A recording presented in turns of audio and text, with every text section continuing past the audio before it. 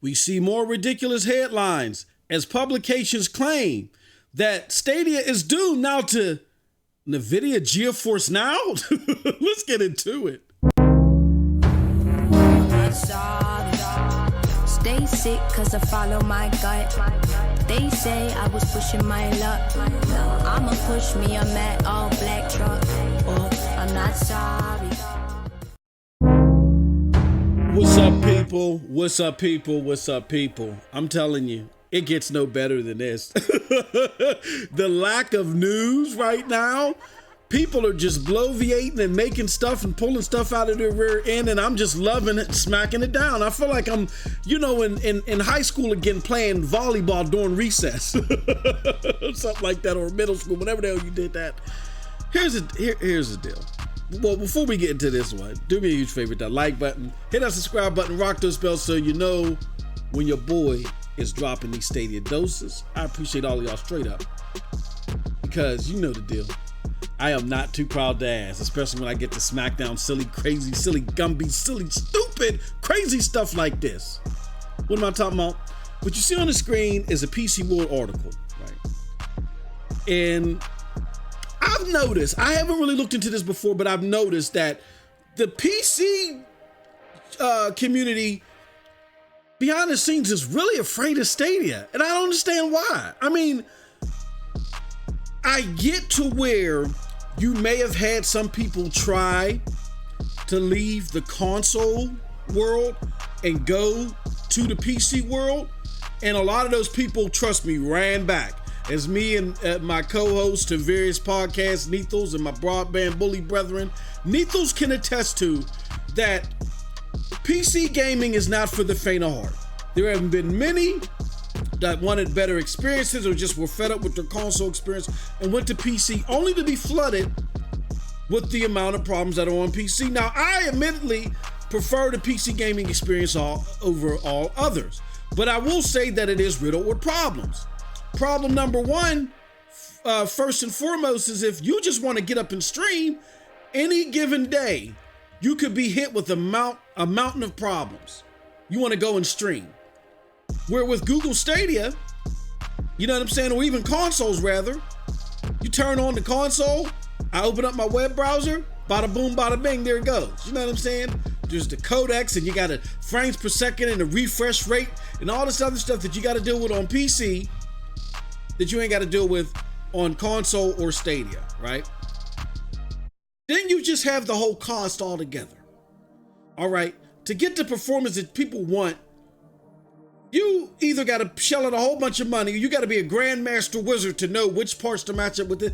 People ain't down for that. They're not built for that, for the most part, as it relates to gaming. They just want to hit power and go. So I get where people from PC will look at what can be done with Stadia, look at the fact that Stadia is giving you a flat 60 frames per second, and they're like, oh, this is a threat to us. But no, it's only going to turn more likely or not to the console people and say, hey, you want better performance and better mobility, come with us. You may get some people that are on PC that may straggle away from PC because of the easy use. And I've noticed that I've done that more recently. Like the games that I played on PC, I'm not playing them on PC anymore because it's so much easier to play on Google Stadia, and I get a constant 60 frames per second. My streams look a lot better than my streams did on PC, and I was running a PC with a 2070 card. Come on. So I get that, but instead of putting out false headlines like this, what you need to do is go to Streamlabs, OBS, NVIDIA, and all these people say y'all need to collaborate better to make this effort a lot more easier for the average gamer. But no, they rather do stuff like this, where they say NVIDIA's Play Anywhere GeForce Now service is finally here to demolishes Google Stadia. And like how we got to highlight our good friend over at Chrome Unbox, we're gonna highlight this Brad Cockles. Brad Cockles. You're cuckoo. You're cuckoo. You Brad Cuckoos for something like this. And he claims that that NVIDIA crushes Stadia with their streaming service because of the price and the access of games. Those are definitely benefits, but it goes far from crushing the service. As listen to this. So,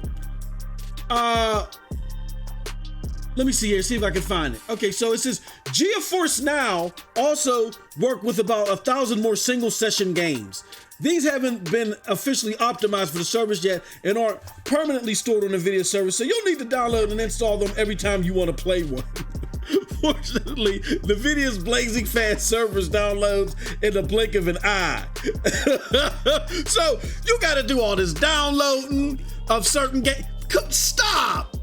None of that is there with Stadia. It's just play, just click, click, boom.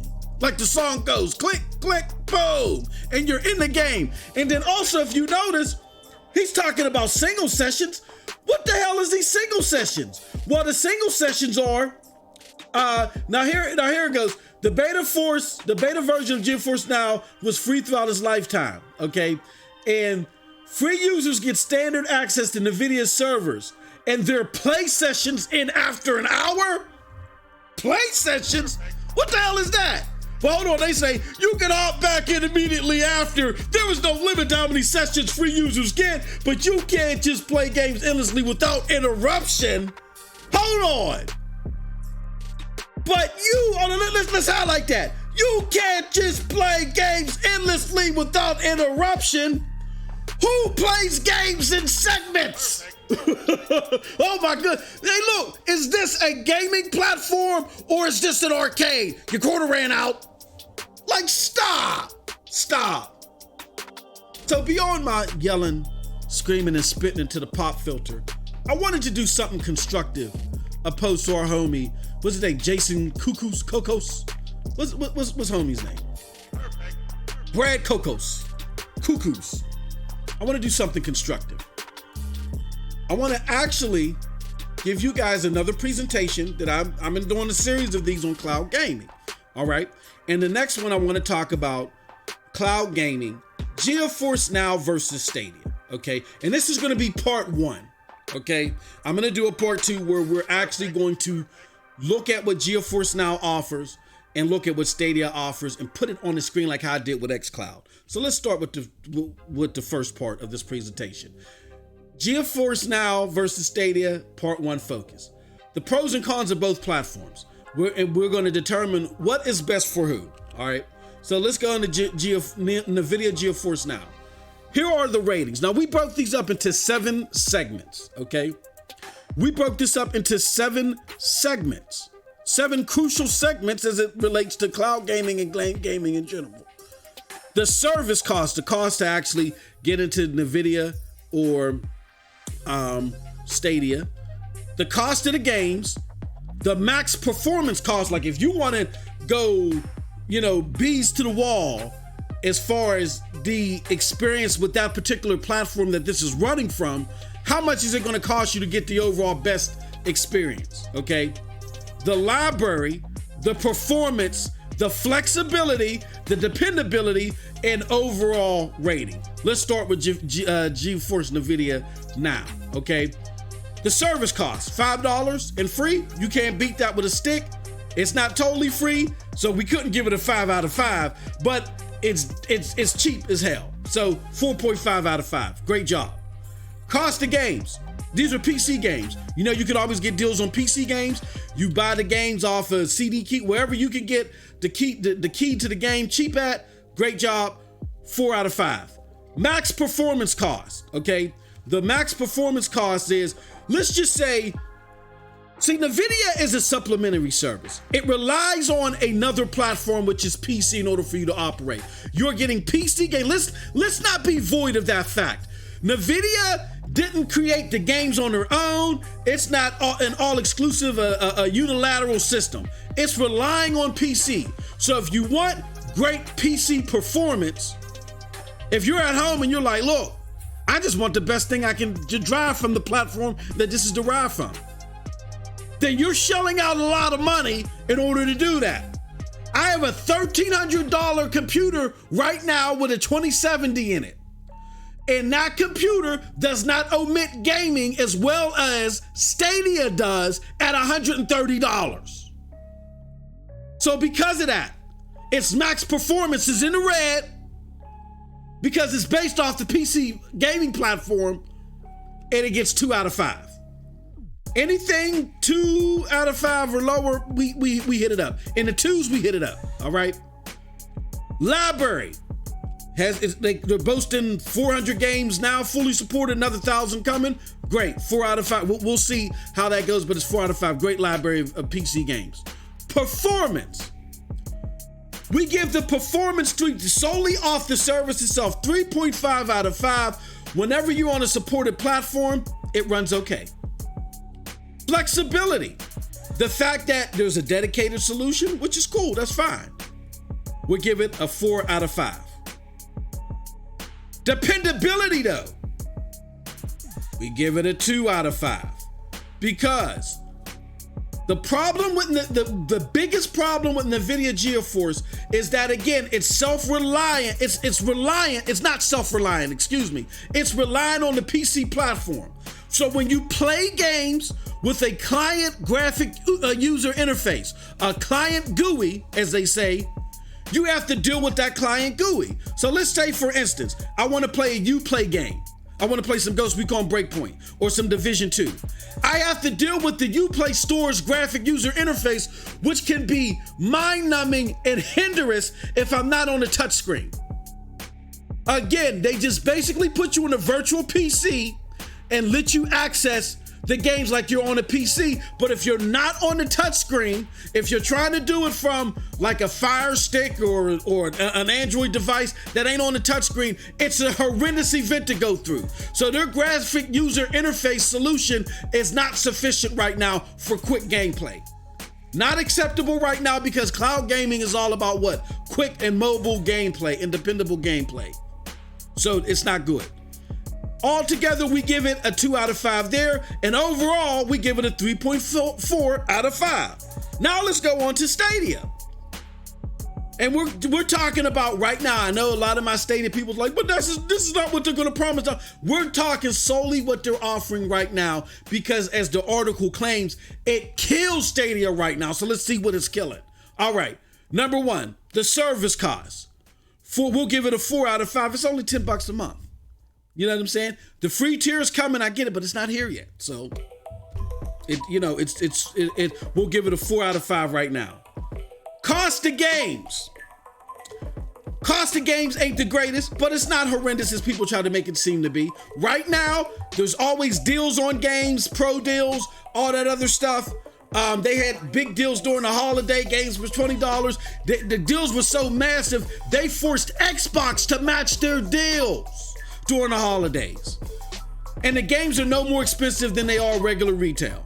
You know what I'm saying? So we'll give it a 3.5 out of 5. The max performance cost, though, that's where we start talking about the goodies of the service. If I want to get Stadia at its best, all I need to do is hook it up via Chromecast Ultra that I get included with the 130, hook up an Ethernet cord, preferably a Cat 7 or Cat 8 Ethernet cord. You can get those off of Amazon for like $10. And I'm getting great fidelity and excellent performance. A total of $140 when you factor in the Cat 8, Cat 7 Ethernet cord. Again, and it plays games and omits them better than my $1,300 PC if I want to stream them. Okay? Okay. Enough said. Now on to the next one. The library. The library is the sore spot, and we had to hit them up with a 2.5. The library is not sufficed right now. It's not the worst because they got a lot of hard-hitting games, some of the most looked at games and the most popular games within the 12-month period, right? They got a lot of hard-hitting games, but they don't have enough games right now. 2.5 out of 5. The performance. It is the best performing cloud service out there, period. 4.5 out of 5. I would have given it a 5 if the 4K support was there, and the 4K support was there all the way. But it's still mighty good, and it ain't nothing touching it. The flexibility, okay? How many, okay, it doesn't have a dedicated device solution. All right, we get it, fine. But you can side load it, you can put it on a whole bunch of places, and it performs hella good. 3.5 out of 5. Dependability. Ain't no game sessions here, baby. I play to the max. Ain't no hour game session. Can you imagine? Y'all saw my streams where I was fighting the bosses on Borderlands. Can you imagine if I'm fighting the boss on Borderlands 3, they're kicking my butt, I'm finally about to get rid of him. And guess what? My game session ends. Oh no! Or a ticker comes up, you got 2 minutes to beat this boss, and I ain't beating him in 2 minutes. How do you take that seriously as a competitor to Stadia? Like, stop it. So, 4.5 out of 5. Overall, 3.85 out of 5. Here's the conclusion, people. Oh, crap. What happened? Uh-oh. I'm missing it. Oh, man. Hold on. I'm missing a slider. I must have inadvertently deleted it. Uh-oh. Yeah, I deleted the slide. All right. Here's the thing, y'all. Overall, Google Stadia is for somebody that wants to do cloud gaming, you know what I'm saying, consistently uninterrupted, for people that want to get good gaming, great 4K gaming at a fraction of the price, you know what I'm saying, at a low entry point, and they want to make sure that mobility is key with the service that they're being rendered. You know what I'm saying? Like, I've tried NVIDIA GeForce and different, you know, not the best networks. And the NVIDIA GeForce was chugging, where Stadia was still good. You know what I'm saying? It's not that dependable on your cellular network. I've sideloaded Stadia on cellular networks, and it wasn't, even though they don't quote unquote support it, it still performed better slightly than NVIDIA. Okay, so and all I had to do was bump it down to the lowest resolution, which is the 720p mode, and you're on the phone, 720p still looks great, right? Yeah, it does. So in every avenue where they have the same opportunity to perform, whether it's an Android device or wherever, Stadia performs better, and you can get the best performance out of it. You can squeeze the most juice out of it for a fraction of the price, $130.